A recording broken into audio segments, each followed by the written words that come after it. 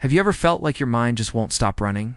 You lie in bed, your body still, but your thoughts keep sprinting through a maze of worry, regret, and endless what-ifs. We call it stress. But Buddhism calls it dukkha, suffering that arises when the mind resists the flow of life. Today, we'll explore 5 timeless Buddhist principles that can help you not only manage stress, but transform it into inner calm and wisdom. So, take a deep breath. Let's begin your journey toward peace. The first principle is understanding the nature of suffering, or dukkha. In Buddhism, the very first truth is simple but profound. Life contains suffering. This isn't meant to sound pessimistic. It's an invitation to awareness. When we resist the pain of life, whether it's a disappointment, a failure, or even a passing thought, we add another layer of tension. Stress doesn't come only from what happens to us, but from how we interpret what happens. A Buddhist monk once said, "Pain is inevitable, but suffering is optional." The first step in dissolving chronic stress is to stop fighting reality. Notice your stress. Don't run from it. Don't drown in it. Just see it clearly. When you acknowledge the truth of your current moment, yes, this is how things are right now, you stop feeding the stress with resistance. This leads us to the second principle, the power of impermanence, or Anicca. Everything changes. Everything. The moments that feel unbearable, the people who hurt you, the worries that consume your nights, they all pass. Anicca reminds us that nothing is permanent. Not your joy, not your pain, not even the thoughts racing through your mind. When we forget this truth, we cling to what's pleasant and fear what's unpleasant. That clinging is the birthplace of chronic stress. But when we embrace impermanence, we loosen our grip. We stop holding so tightly to control, to perfection, to outcomes. Imagine stress as a storm, wild, loud, and temporary. You are not the storm.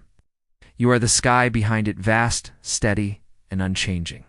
The third principle is mindfulness, or Sati. Mindfulness is the heart of Buddhist practice, the art of being fully present.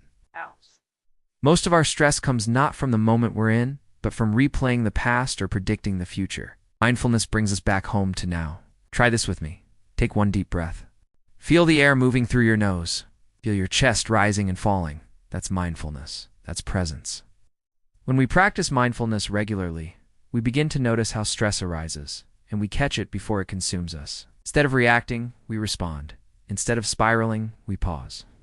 A mindful person still experiences challenges, but they don't become trapped in them. It's like watching a storm through a window. You see it, you hear it, but you remain dry and calm inside. Next, we have the fourth principle, letting go of attachment, or Upādāna, attachment. Buddhism teaches that attachment is one of the root causes of suffering.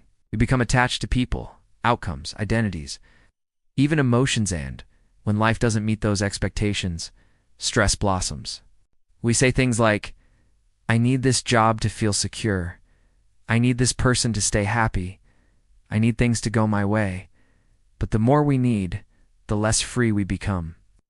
Letting go doesn't mean you stop caring. It means you stop clinging. You can love without controlling, work without obsessing, hope without fearing.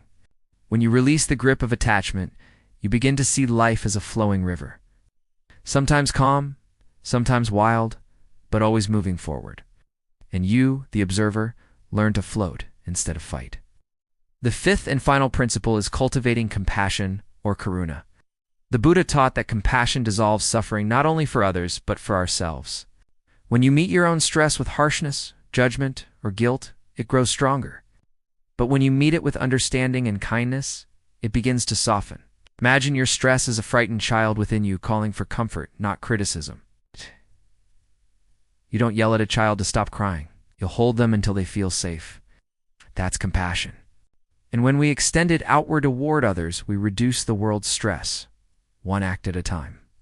A kind word, a smile, a silent wish for someone's peace, these small moments heal both the giver and the receiver. Compassion is not weakness. It is the strength that turns pain into wisdom.